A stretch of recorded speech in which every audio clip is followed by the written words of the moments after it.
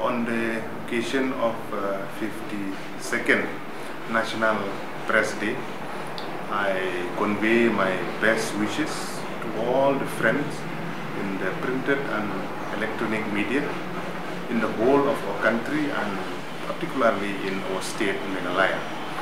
As we consider press as the fourth pillar of democracy, which ensure that citizens are aware of what is happening in the country and elsewhere.